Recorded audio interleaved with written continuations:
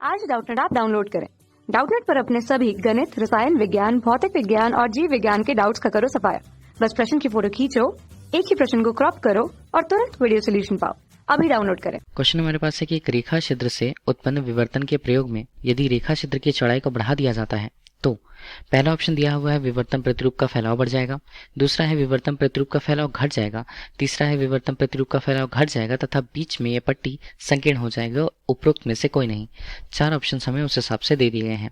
देखिए, एक रेखा छिद्र से उत्पन्न विवर्तन के प्रयोग की बात की जा रही है। मतलब ये क्या होगा, एक ऐसा प्रयोग जिसमें स्लिटों की जो चौड़ाई होती है वो रेखा छिद्र के ही कोटि में हो, ये हमें कहा गया है। इसके लिए हम यंग का द्विस्लिट प्रयोग ही देखेंगे। देखिए, यंग के द्विस्लिट प्रयोग में होता क्या है, दो स्लिटें होती हैं जिनके लिए उनकी चौड़ाई रेखा छिद्र की चौड़ाई के रूप में ही होती हैं। ठीक है, मतलब चौड़ाई का मान काफी ज्यादा कम होता है। और मान लीजिए कुछ दूरी पर एक वर्णी प्रकाश स्रोत वहां पर मौजूद है जिससे निकलने वाली प्रकाश जो होती है वो क्या होती है, समतल तरंगाग्र होती है। ठीक है, तो समतल तरंगाग्र कुछ इस तरह से होती है, हमने बता दिया।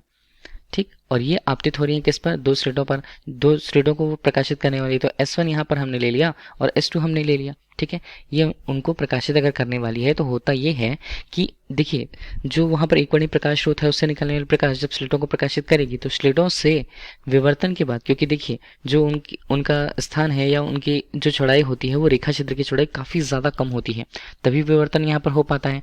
और विवर्तन के बाद ये तरंगे क्या होती हैं, पर्दे पर किसी एक बिंदु पर अगर मिलती हैं जहां पर तीव्रता का मान अधिकतम प्राप्त होता है तो हम उस बिंदु को कहते हैं केंद्रीय फ्रिंज।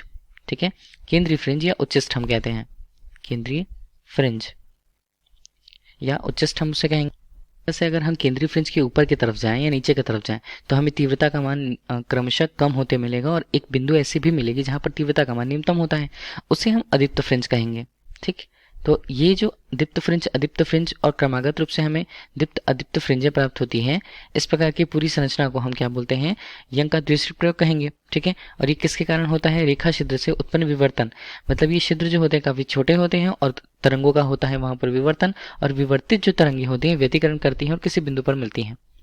बोला है कि यदि रेखा छिद्र की चौड़ाई को हम बढ़ा दें, अभी हम ये बात कर लेते हैं कि मान लीजिए अगर ये हमने कहा कि स्लिट से समतल और जो पर्दा है, ठीक है, उसके बीच की दूरी को अगर हम कैपिटल D कहें, ठीक, और यहाँ पर हम बात करें दोनों के बीच की दूरी, दोनों स्लिटों के मध्य की दूरी, तो स्मॉल d हमने ले लिया। देखिए यहाँ पर हम बात करेंगे कि होगा क्या परिवर्तन अगर रेखा छिद्र की चौड़ाई को बढ़ा दिया जाता है। देखिए, रेखा छिद्र की चौड़ाई इस स्थान को अगर बढ़ा दिया जाता है, ठीक है, तो होगा क्या यहाँ पर, अब यहाँ पर विवर्तन की जो घटना होगी, मतलब विवर्तन तो होगा लेकिन विवर्तन की तीव्रता या विवर्तन अब यहाँ पर कम हो जाएगा। क्यों, देखिए तीक्ष्ण छिद्र होता है, तीक्ष्ण स्थान होता है, छोटा स्थान होता है, तो उस प्रकार के तरंगों के लिए या उनकी तरंग दैर्ध्यों के संगत उनका विवर्तन होता है। लेकिन अगर चौड़ाई बढ़ गई, छिद्र की चौड़ाई जो है बढ़ जाएगी, तो रेखा छिद्र की चौड़ाई का मान यहाँ पर D बढ़ जाता है। देखिए, छिद्र की चौड़ाई बढ़ गई मतलब स्मॉल d का मान यहाँ पर बढ़ गया, और स्मॉल d का मान हम देखते हैं कि फ्रिंज की चौड़ाई से, फ्रिंज की चौड़ाई को बीटा से व्यक्त किया जाता है जिसका मान होता है लैम्डा कैपिटल D बटे स्मॉल d के रूप में। ठीक है, अब देखिए जो यहाँ पर स्मॉल d है, स्मॉल d का मान बढ़ने लगेगा। ठीक है, बाकी मान तो हमने परिवर्तित नहीं किया, तरंग दैर्ध्य का मान वहां पर नियत है, और जो चौड़ाई है मतलब स्लिट समतल और पर्दे के मध्य की जो दूरी है वो कैपिटल D है, वो भी यहाँ पर क्या है, वो भी यहाँ पर नियत है।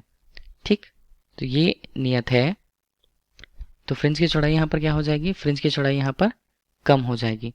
ठीक, तरह से धीरे धीरे रेखा छिद्र की चौड़ाई को बढ़ाते जाएं तो हमें पहले तो विवर्तन प्रतिरूप जो प्राप्त होगा वो कम होने लगेगा। ठीक है, विवर्तन कम होने लगेगा तो विवर्तन प्रतिरूप के लिए जो उसका फैलाव होता है या उसकी जो चौड़ाई होती है वो कम होने लगेगी। हमने कहा था फ्रिंज की चौड़ाई कम हो रही तो विवर्तन प्रतिरूप उसे ही कहा गया जो फ्रिंज की चौड़ाई को कम कर रहा है या उसका फैलाव घट रहा है। इसके अलावा अब यहाँ पर होता ये है कि केंद्रीय जो उच्चिष्ट है वो केवल दिखाई देने लगता है। ठीक है, केवल केंद्रीय उच्चिष्ट दिखाई देगा हमें। एकांतर रूप में जो हमें क्या दिखाई दे रहे थे, द्वितीय उच्चिष्ट दिखाई दे रहे थे, तृतीयक उच्चिष्ट दिखाई दे रहे थे, वे कम होने लगेंगे, वे हट जाएंगे। इस प्रकार से वो जो पट्टी है मतलब वो चौड़ाई है वो कम होने लगेगी। तो इसे बोला जा रहा है कि बीच की पट्टी संकीर्ण हो जाएगी। तो ऑप्शन नंबर C यहाँ पर करेक्ट होता है, जो ये बताता है कि विवर्तन प्रतिरूप का फैलाव जो है वो घट जाएगा और बीच की पट्टी जो है वो संकीर्ण हो जाएगी। बी ऑप्शन से सही ऑप्शन C होता है। Thank you.